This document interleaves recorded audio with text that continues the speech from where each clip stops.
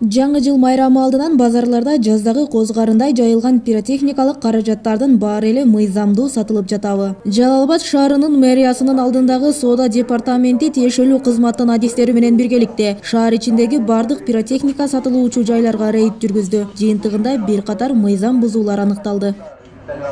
Ошол сатуучу мынча түрү деп уруксат кагазын алган, бирок эмнелерин сатып атат, кандай түрлөрүн сатып атат, ошол боюнча мындай дана жазылган эмес да.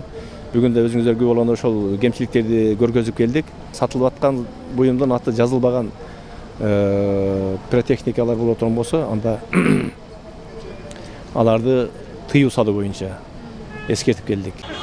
Пиротехникалык каражаттарды сатуу үчүн бир катар документтер керектелет. Анткени жасалма каражаттар өрт кооптуулугун күчөтүп, адамдын ден соолугуна зыянын тийгизиши мүмкүн. Тилекке каршы көпчүлүк пиротехника сатуучулар ички иштер кызматынан гана уруксаат алышкан болуп чыкты. Аларга тез арада башка да тиешелүү уруксаат кагаздарын толуктоо тапшырмасы коюлду.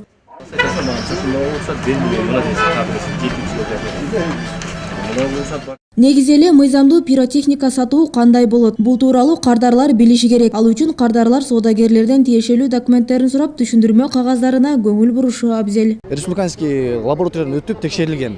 Жанагындай былтыркы же сууда калып кеткен солидтер эмес да. Полный ошондой алып келебиз биз. Потому что сатканда дагы элдин жоопкерчилиги болуш керек аттыргандар. Бул мен алып келген, ошо фирма берген прайсиз. Бул отметкалар боюнча бул менде ошо фирма берген товарлар, менде бар товарлар булар. Потому что булар жоктор. Толук разрешение алганда ушундай кылып алыш керек негизи. Бул жерде башкалар жок болушу мүмкүн, потому что эки фирманын товары болот бул жерде. Иргина деген фирма болот, ал жанагы мындайча грубо айтканда самопал солид деп коет да, анча самопал. Алардыкы булар ошон үчүн буларда мындай список жок. Жалал Абад шаарында пиротехникалык каражаттарды сатуучулар керек жарак рыногу жана соода департаменти тарабынан ар 2 күндө текшерилип жатат. Эскерте кетсек, аталган каражаттарды сатуунун тартибин бузгандар административдик жоопкерчиликке тартылышат. Роза Ахматжан кызы, Аскарбек Сабаев, Жалал Абад шаары.